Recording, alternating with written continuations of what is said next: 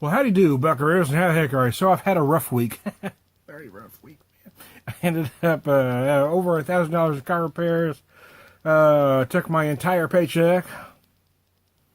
Luckily, I just got paid, but now I'm completely tanked for the next 2 weeks.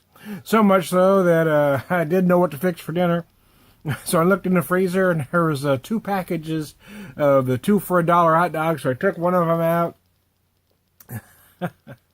cooked them up.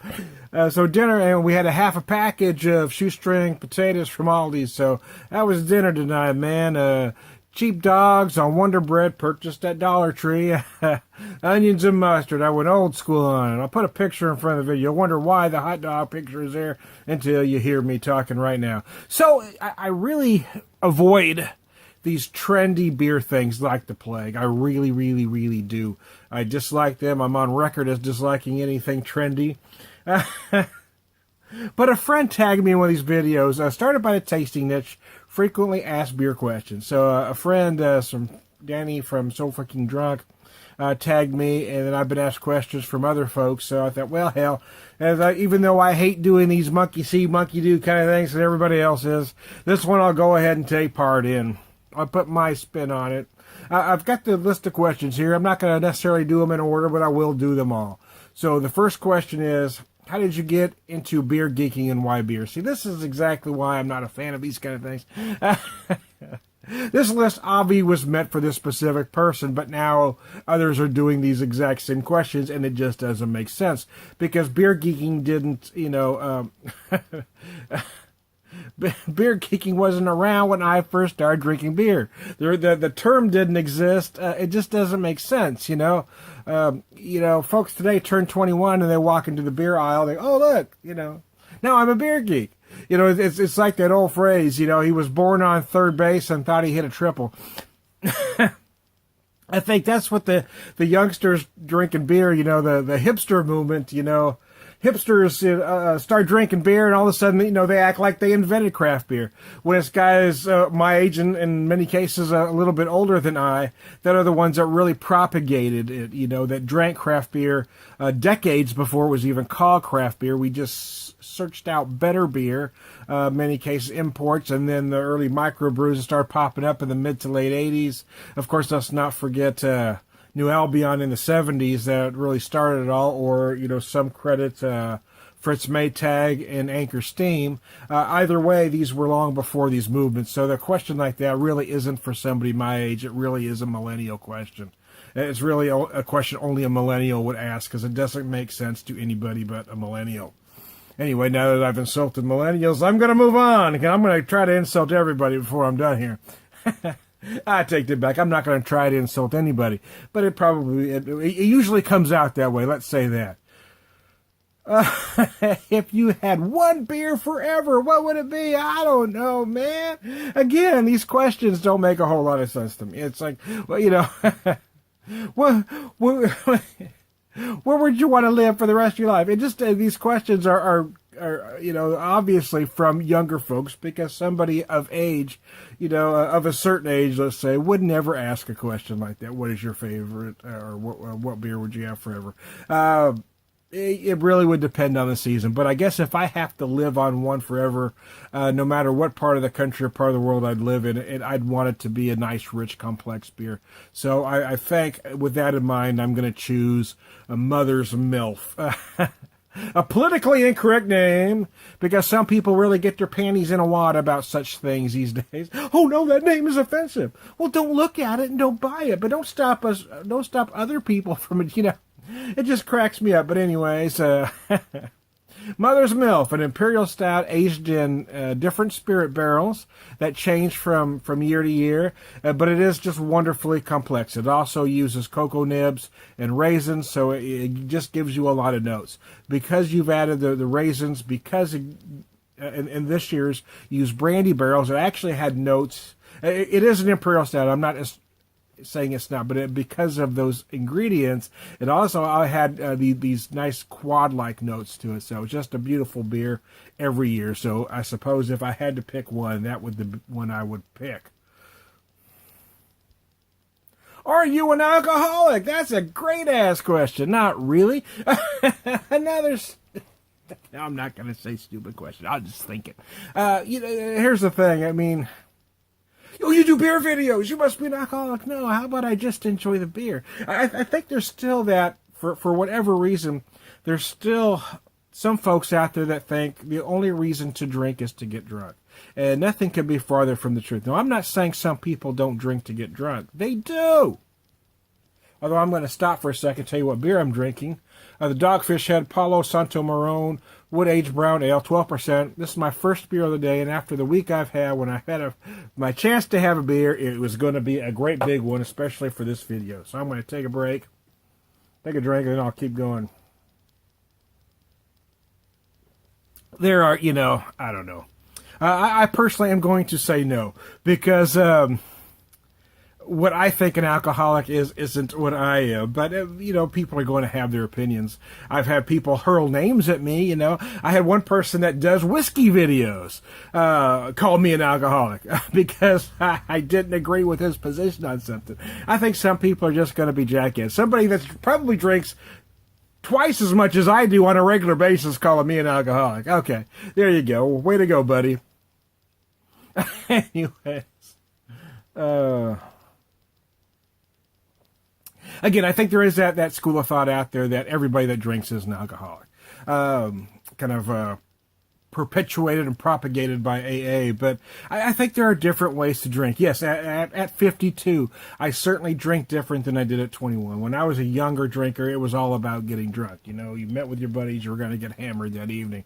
But now, I pop a beer. Now, I may get tipsy this evening, but I'm not going anywhere, not hurting anybody. But that's not the point. The point isn't to get tipsy. The point is to enjoy the beer. And I think that's the difference, especially with craft beer and craft whiskey. Most of us, I won't say all, because I see, various social media where people brag about getting hammered that evening.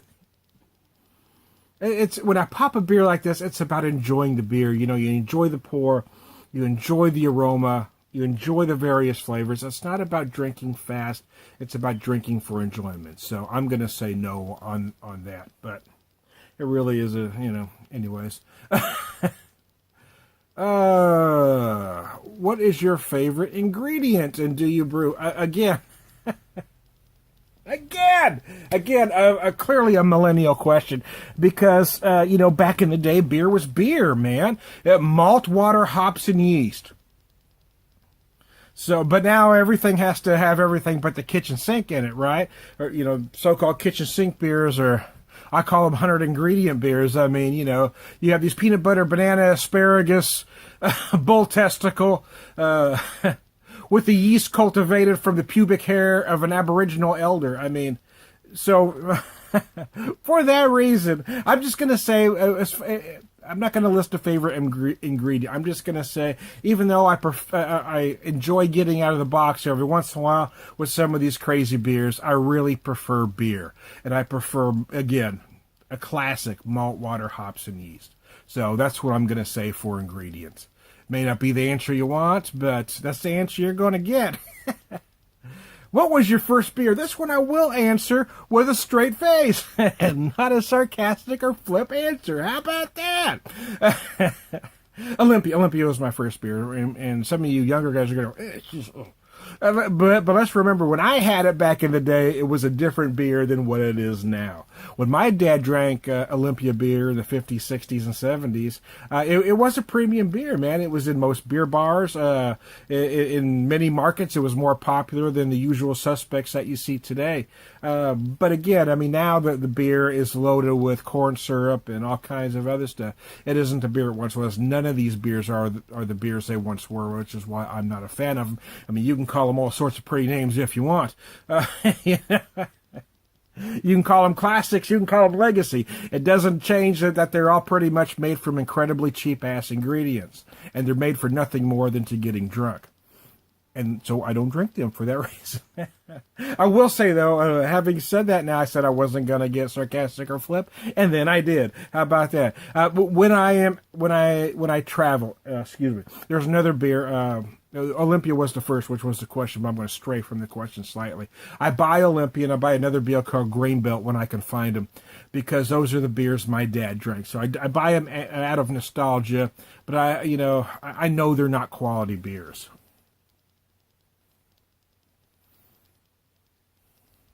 How can you drink so much and how do you stay healthy? Again, obviously, this question wasn't meant for me. But, I think like most of us, we don't drink as much as many that don't do what we do think we do. How about that? Let me break it down for you. If I do 10 videos over a weekend, that's 10 beers over a 3-day period. That's really not excessive drinking if you think about it. But again, a lot of us do things differently. I'm a 1 beer at a time guy, so I may do 3-4 beers on a Saturday. Sometimes 5, who knows? It's a long day, but I typically spread them out about an hour apiece. But there are a lot of guys that do assembly line beer reviews, and I'm not a fan of that style, but a lot of them do that, where they crack open 6, 7, 8, 9, 10 beers at a time, drink 2 ounces, and then profess to be an expert on the beer after that little, after 3 or 4 small sips. But back to the question, I am clearly overweight. I'm not going to deny that my health isn't perfect, but I actually have had a doctor tell me not long ago that I'm the healthiest fat guy he'd ever seen. I clearly need to lose some weight, and I'm not going to hide that fact, but alcohol isn't necessarily the problem either, so I'm going to leave that there because there's other issues I don't want to go into for this video. People that really know me know my story, so I'm not going to go into this video. So what haven't I answered yet? Let's see. Beer geeking, I've answered. The beer forever, I answered. How do you drink so much? Because I like to. Are you an alcoholic? What's your favorite beer? Do you brew? Oh, I forgot the do you brew part of that question. Yeah, actually I have, but I haven't since 2012. And again, people that know me know why I haven't brewed since 2012, so I'm not going to get into that for the purpose of this video. But yeah, I first started brewing. My wife actually bought me my first kit in about 95. And I brewed very frequently up to about 2000 when I just wasn't able to due to work and various other things and family and this and that. I've kind of brewed kind of sporadically since then, but I haven't brewed anything since 2012. I do enjoy brewing. I think it's a great stress release. Let's see, what was my first beer? So there's 2 questions I haven't answered yet. Who in the beer world do you look up to? You know what? I'm going to go off book for just a second here. Typically I watch these videos and I see people mention other folks that do beer reviews or beer videos. And I'm going to mention a guy to start with. Well, first, actually, I'm going to stay on book for just a second and mention the one name that every beer person should look up to. It's Michael Jackson. I am shocked when I see some of these videos and I see younger guys, or in case even some folks, not much younger than me, not mention this guy. Michael Jackson.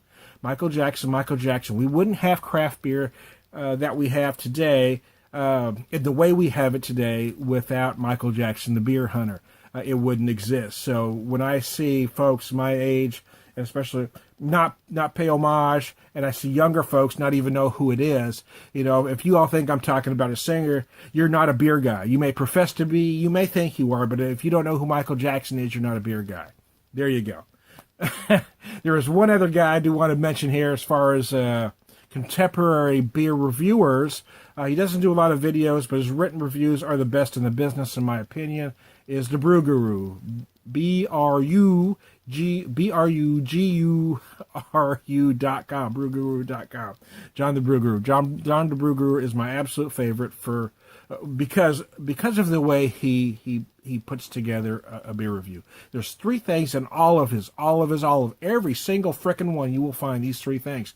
You will find history about the brewery. You will find a backstory or a story connecting him to the beer, and then you'll get an extremely comprehensive beer review. And that's why, in my opinion, the Brew Guru is the best. Okay, now I'm going to jump off book for a second and mention a guy, somebody that I've met personally, but I only met him because of social media.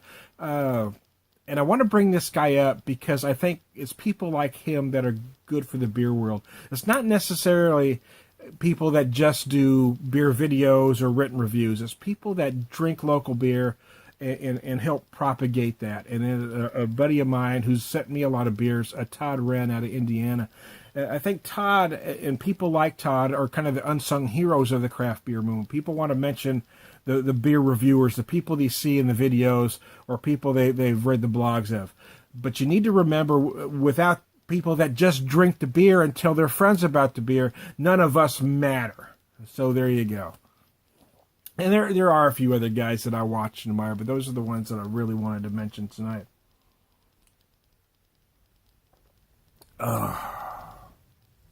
So, what is my favorite beer? You know what? I'm not even going to dignify that with a response, because I just think it's terrible. You know, the problem with craft beer today is we want to exalt one beer over the other, and we want to denigrate another beer. We want to judge, we want to nitpick, we want to grade. Well, I'm saying that's wrong, brothers and sisters. God created all beer equally for us to enjoy, and we should enjoy all beer. We shouldn't treat one better than the other, regardless of beer color, creed, or religious preference. We should enjoy every beer equally as God intended. My brothers and sisters, enjoy the beer. Quit nitpicking it, quit grading it, quit checking it in. Just pop it, pour it, drink it, and enjoy it. I am Tom the Beer Whisperer, and I'm out.